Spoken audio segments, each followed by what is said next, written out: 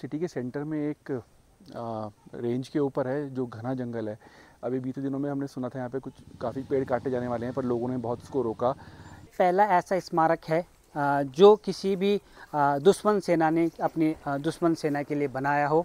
Governor general जो भी थे उस टाइम के, उन्होंने नेपाल के ऊपर आक्रमण का वो कर दिया, प्लानिंग बनाया, आक्रमण करने का ऐलान कर दिया। अच्छा, तब से लड़ाई की शुरुआत।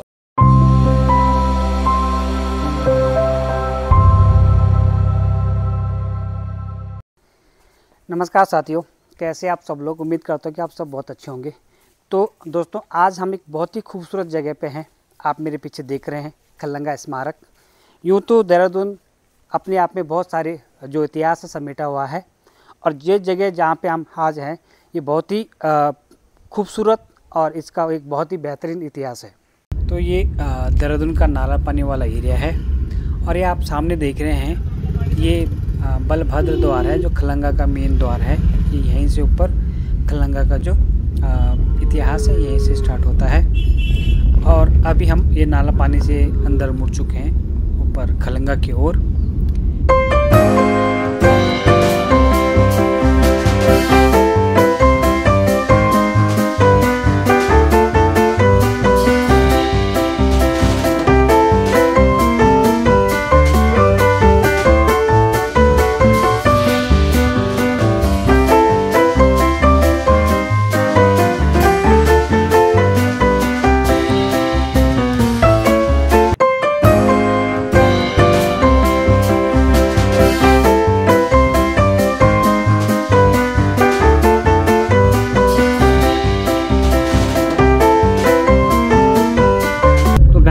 आज हम एक बार आपको बहुत ही खूबसूरत जगह ले जा रहे हैं, देहरादून की बहुत ही बेहतरीन जगह। और इस जगह का हमारे जो देहरादून की हिस्ट्री से वो बहुत ही खासा संबंध है।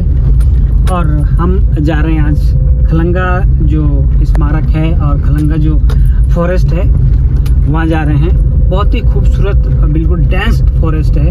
यहाँ के साल के बहुत बड़े बड़े पेड़ हैं, और देहरादून की बहुत ही बेहतरीन जगह है। और वो इसलिए क्योंकि जो ये जगह है ये शहर से बिल्कुल पास है। देहरादून के घंटागढ़ से मात्र 10 किलोमीटर की दूरी पर है, और बहुत ही खूबसूरत जगह है। तो आप मेरे साथ बने रहिए वीडियो में। और जो लोग अभी तक चैनल पे नए हैं, चैनल को लाइक सब्सक्राइब करना ना भूलें। आपको दिखाते हैं आगे खलंगा। तो दोस्तों, अभी हम ऊपर यहाँ खलंगा जो फॉरेस्ट है यहाँ पे पहुँच चुके हैं। और ये बहुत ही खूबसूरत आप यहाँ के जो ये जंगल देख रहे हैं बहुत ही बेहतरीन है। और सबसे इसकी जो सबसे बड़ी खासियत है वो है जो देहरादून से एकदम बिल्कुल पास है। और यहाँ की जो सराउंडिंग ब्यूटी आप देख सकते हैं वीडियो में। ये देखिए, ये यहाँ के जो फॉरेस्ट का जो व्यू है आप देख रहे हैं, बहुत ही खूबसूरत व्यू आप देख रहे हैं मेरे वीडियो में। और यहाँ पे ये माता का मंदिर है ये यहाँ पे। और ये यहाँ पे बिल्कुल कोई शेड वगैरह नहीं है, ये ओपन है जो मंदिर है यहाँ का माता का। और ये देखिए माता चामुंडा देवी है, ये देखिए। और ये मंदिर के सामने का व्यू।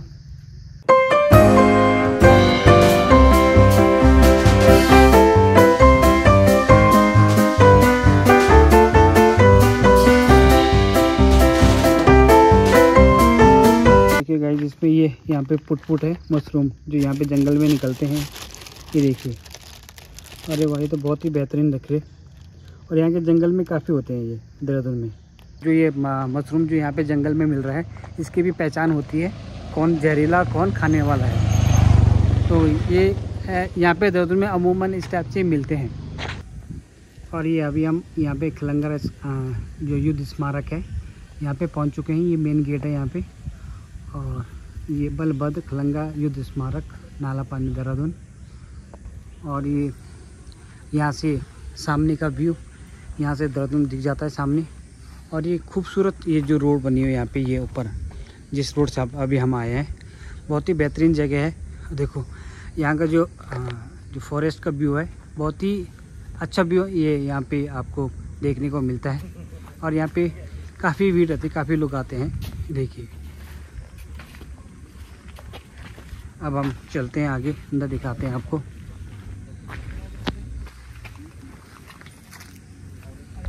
तो हम बात कर रहे थे यहाँ पे जो गोरखा जो सैनिक थे उनकी बहादुरी की।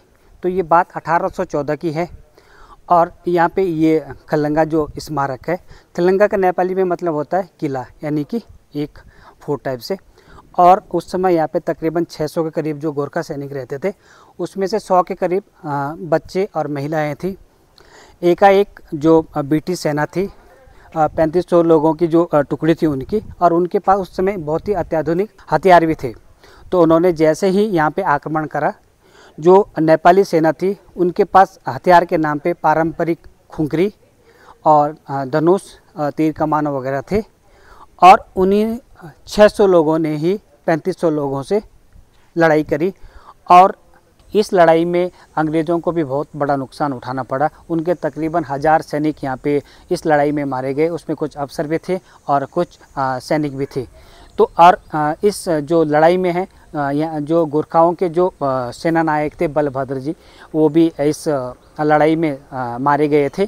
तो उसी के वो याद में जो यहाँ पे ये स्मारक बनाया गया है। सबसे पहले तो यहाँ पे जो गोरखाली लोग थे उन्होंने यहाँ पे पूजा अर्चना शुरू करी, उसके बाद ये फोर्ट, ये यहाँ पे जो ये किला बना दिया गया। गवर्नर जनरल जो भी थे उस टाइम के, उन्होंने नेपाल के ऊपर आक्रमण का वो कर दिया, प्लानिंग बनाया, आक्रमण करने का ऐलान कर दिया। अच्छा, तब से लड़ाई की शुरुआत।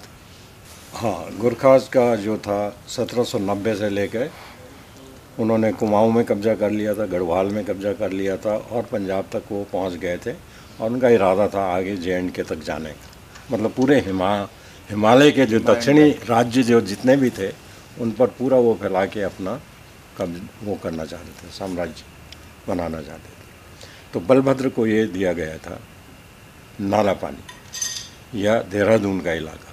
यहाँ आकर उसने इस पहाड़ी पर अपना पोजीशन लिया था, डिफेंसिव पोजीशन। जब गोरखों के साम्राज्य का वो हो गया था तो यहाँ पर वो आके बैठ गए। अक्टूबर के महीने में ब्रिटिश लोगों का जो था जनरल जेलेसी 3D के वो जनरल थे।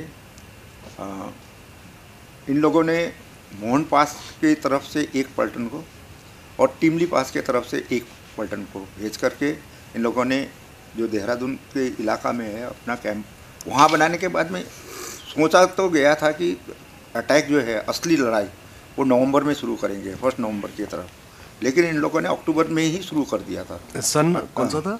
1814 का जी। 1814 में। तो उन लोगों का शुरू का जो अटैक था कोई प्लानिंग नहीं था, रेकी नहीं था। उन लोगों ने सोचा कि ये लोग तो छुटमुट में बैठे होंगे, हम ऐसे कब्जा कर लेंगे। जैसे वो आगे बढ़े तो उन लोगों को यहाँ से जो रेजिस्टेंस मिला, बंदूक से भी फायर हुए और पत्थरों से, तीर से, घुएत्रो जो स्लिंग शॉट होता है, ऐसे से करके उनके ऊपर धावा बोल दिया। अचानक खुखरी ले करके उनके ऊपर चढ़ाई कर दी तो वो लोग वापस चले गए, विड्रॉ हो गए। उनका जो अटैक था वो सक्सेस नहीं हुआ ब्रिटिश का। उन लोगों ने फिर दोबारा प्रयास किया। जब इन लोगों का इस किस्म का रवैया देखा तो जनरल जेलेसी जो कि पीछे सहारनपुर पर ही थे, उन्होंने बोला कि अच्छा मैं आकर के इस युद्ध का पूरा नेतृत्व संभाल करके आगे बढ़ता हूँ। तो इन लोगों ने प्लानिंग करके सब कुछ करके अपने 4 तरफ से, 4 डायरेक्शन से उन्होंने सेना को वो कर दिया, लगा दिया कि भाई चारों तरफ से घेर करके हम इन पर कब्जा करेंगे। तो वो था फाइनल। वो 31 अक्टूबर के दिन में सुबह 6 बजे से असली अटैक चला है। उन लोगों ने जो किया था कि भाई 4 दिशा से जाने वाले के लिए उनका एक सिग्नल मुकर्रर करके इकट्ठे ही उनका जो था कंसंट्रेशन बीच में आ करके इसको वाकई कैप्चर करना था। लेकिन क्या हुआ कि जैसे अटैक शुरू हो गया तो अटैक बेतरतीब हो गया। जैसे ही यहाँ से रेजिस्टेंस शुरू हो गया, यहाँ से फायरिंग हो गया, पत्थर लुढ़काना, इधर उधर करना, वही स्लिंग शॉट, खुखरी लेकर के अटैक करना, ऐसा हो गया। उस स्थिति में उनका अटैक स्टॉल हो गया, वहीं पर रुक गया। तो जनरल साहब खुद ही आगे आए और उन्होंने उनका हौसला अफजाई करते हुए बोला कि हमने इसको कब्जा करना है, क्योंकि वो एक डेकोरेटेड सोल्जर थे। पहले जितने भी युद्ध हुए थे उनका बहुत नाम था, जनरल गिलेप्सी। जनरल गिलेप्सी। तो उन्होंने बोला कि इसको तो कब्जा करना ही है, इसलिए उन्होंने लीड करके आए। तो जब इस खलंगा पर, एक खलंगा एक ऐसा फोर्ट है जिसको कि फोर्ट के रूप में परमानेंट टाइप का नहीं था, ये पत्थरों का और मट्टी का वो बना करके एक किस्म से आज के शब्द में बोले तो वो टेम्परेरी जैसा है। इसीलिए आज के दिन में जब यहाँ देखते हैं ना, पुरातत्व विभाग को भी कुछ नहीं मिलता है। तो एक खलंगा जो था बहुत ही टेम्परेरी टाइप का था, पत्थरों का और मट्टी का बना हुआ। तो जैसे ये लोग आउटर एज करीब 30 गज के करीब पहुँचे थे, उसी टाइम पर एक गोली लगा जनरल गिलेप्सी को और वो वहीं धराशायी हुए। उसके साथ में उनका एडीसी था ओहर, उसके साथ में उनका सिग्नल ऑफिसर था, वो दोनों ऑफिसर भी वहीं पर धराशायी हुए। तो इसके कारण से उनके बाद में जो कर्नल थे मावी, उसने नेतृत्व संभाल करके उन्होंने बोला अब सक्सेस नहीं होगा, वो विड्रॉ हो गए। तो ये किला का मजबूती उस हिसाब से देखो तो कुछ नहीं था, लेकिन जो बहादुरी से यहाँ से, क्योंकि यहाँ पर सिर्फ मर्द नहीं थे, औरत भी थे, बच्चे भी थे, सब भी थे, एक किस्म से पारिवारिक तरीके से बैठे हुए थे। तो उन लोगों ने भी युद्ध में बढ़ चढ़ कर हिस्सा लिया और आखिर में जैसे एक कुगरी को निकाल करके उन लोगों ने वही आए गोरखाली करके धावा कर दिया था। तो इनका बिल्कुल अटैक स्टॉल हो गया और मावी ने बोला कि हमारा सक्सेस नहीं होगा, वो विड्रॉ हो गए। उसके बाद में इन लोगों ने तकरीबन एक महीने का अपना रीइंफोर्समेंट के लिए, जो कि दिल्ली से मेरठ से उन लोगों ने फौज को बुलाया, तोप के तादाद को भी बढ़ाया। ऐसा करके 25 नवंबर में इन लोगों ने सोचा था कि हम अटैक करेंगे चारों तरफ से इधर उधर। तो जो यहाँ किला में बैठे वाले आदमी थे, इनका रसद, पानी, सब व्यवस्था थोड़ा सीमित था और इनके कैजुअल्टी भी बहुत हो रहे थे। तो 25 नवंबर के बाद में जब उन लोगों ने चारों तरफ से घेरा करके इसको अटैक करने के लिए पूर्ण रूप से तैयारी कर ली थी, तो उस टाइम पर जो गुप्तचर उनका और हमारे लोकल जो उनके साथ मिले थे, एक किस्म से बोलो तो हमारे यहाँ के सेना के लिए तो वो ट्रेटर जैसा था। उसने पानी का स्रोत, कहाँ से इनको पानी मिल रहा है, वो पानी का स्रोत का रास्ता बता दिया और उन लोगों ने उसको कट ऑफ कर दिया, उसको रोक दिया। तो 25 तारीख के बाद में तकरीबन बोलो 30 नवंबर तक पानी के बगैर, खाने के बगैर, ना मेडिकल फैसिलिटीज है उसमें, जो किस्म की स्थिति यहाँ हुई, तो बलभद्र ने सोचा कि अब हमको यहाँ रुकना अच्छा नहीं है। उन्होंने सोचा कि एक किस्म से सुइसाइडल काम होगा, तो उन्होंने बोला हम चलेंगे। तो जो उनके साथ में अच्छे तंदुरुस्त जो जा सकते थे, एबल बॉडी 77 के करीब थे, उनके साथ में घोड़े में सवार होकर के हाथ में तलवार लिए हुए ये करके वो यहाँ से निकल पड़े अपना द्वार खोल करके और पानी के स्रोत पर चले गए। उसको देखते हुए ब्रिटिश के सेना जिन्होंने घेराबंदी करके बैठे हुए थे, वो हक्के बक्के हो गए कि ये हो क्या रहा है। उन्होंने सोचा कि शायद ये सरेंडर करने आ रहा है, लेकिन वो सरेंडर करने के बजाय वहाँ पर पानी पिया। उनके साथ जितने उनके सूबेदार हुए, जितने अधिकारी थे, उन लोगों ने भी पानी डट कर पिया। और बलभद्र ने उस टाइम पर वहाँ पर एक किस्म का उद्घोषणा किया कि ये जो खलंगा फोर्ट है ये अजय है, इसको कोई कब्जा नहीं कर सकता। अभी मैं इस परिस्थिति में नहीं हूँ कि यहाँ रहूँ, इसलिए मैं अपने स्वेच्छा से इसको छोड़ करके जा रहा हूँ। ऐसा करके उन लोगों को रिएक्शन का कोई टाइम ही नहीं मिला और वो अचानक ही घोड़े के साथ में उन लोगों ने अपना जंगल की तरफ रवाना कर दिया।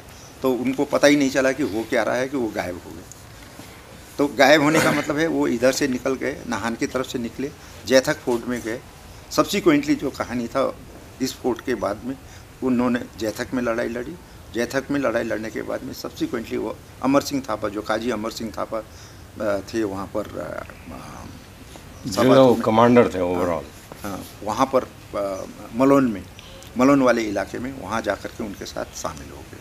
बाकी उनका आगे का कार्रवाई तो वही हुआ कि भाई अफगान वार में अगले साल जो है उनका पूरा जितने टोली यहाँ से गए हुए थे वो सब वहीं शहीद हो गए थे। तो ये वाला इलाका पर जब ब्रिटिश वालों ने खाली इलाके को कब्जा करने के लिए आया तो वहाँ देखा बच्चे बिलख रहे हैं, कोई बच्चा माँ के साथ में दूध के साथ चिपटा हुआ है, रो रहा है, बिलख रहा है, हाथ पांव टूटे टूटे सब त्राही कर रहे हैं। कोई ऐसे व्यक्ति जिसका कि भाई मेडिकल की आवश्यकता है। ब्रिटिश वालों ने भी उस टाइम पर थोड़ा सा रहमदिली दिखाया कि उनको मेडिकल एड दिया, ये तथ्य सामने आया था। तो इस प्रकार से इसका जो है एंड। जैसे कि आप ये देख रहे हैं, ये बलभद्र खलंगा युद्ध स्मारक है, काफ़ी पुराना बना हुआ है और ये सिटी के सेंटर में एक रेंज के ऊपर है जो घना जंगल है। अभी बीते दिनों में हमने सुना था यहाँ पे कुछ काफ़ी पेड़ काटे जाने वाले हैं, पर लोगों ने बहुत इसको रोका। मेरे हिसाब से भी इसको रखना चाहिए, काटना नहीं चाहिए, क्योंकि इसी से इसकी खूबसूरती बनी रहेगी और लोग यहाँ आते जाते रहेंगे, इतना अच्छा वातावरण रहेगा। तो मेरे हिसाब से यहाँ आइए, खुश महसूस की फैमिली के साथ आइए, खुश में पिकनिक मनाइए और खुश रहिए, बस ये काटिए मत। Thank you. और ये देहरादून में एक ऐसा स्मारक है, एक आपका शहदार रोड पे है, जो कि ब्रिटिश ने किसी दुश्मन सेना के प्रति बनाया है। ये पहला ऐसा है। और उसके बाद जो 1815 की बात करते हैं तो वहीं से गोरखा रेजिमेंट की स्थापना हुई। ये एक बहुत बड़ा सम्मान है जो गोरखा जो सैनिक थे उनके प्रति ब्रिटिश सरकार का उस समय। तो ये बहुत ही खूबसूरत जगह है यार यहाँ पे। और यहाँ पे हर साल थोड़ा सा नीचे पे मेला लगता है और यहाँ का जो व्यू है बहुत ही खूबसूरत है। और सबसे बड़ी बात है कि देहरादून जो शहर है उसे मात्र 10 किलोमीटर की दूरी पे आप ये यहाँ पे देख सकते हैं। और बहुत ही अच्छा घूमने के लिए बहुत ही बेहतरीन जगह है और आप यहाँ पे आ सकते हैं। और यहाँ पे चारों ओर की ब्यूटी देखिए, बहुत ही बढ़िया। और जो जंगल है, जंगल यहाँ के जो साल के बहुत बड़े बड़े पेड़ हैं आपको यहाँ पे देखने को मिल सकते हैं। तो आप लोग भी यहाँ पे आ सकते हैं। तो दोस्तों आज की इस वीडियो में इतना ही, मिलते हैं नेक्स्ट वीडियो में।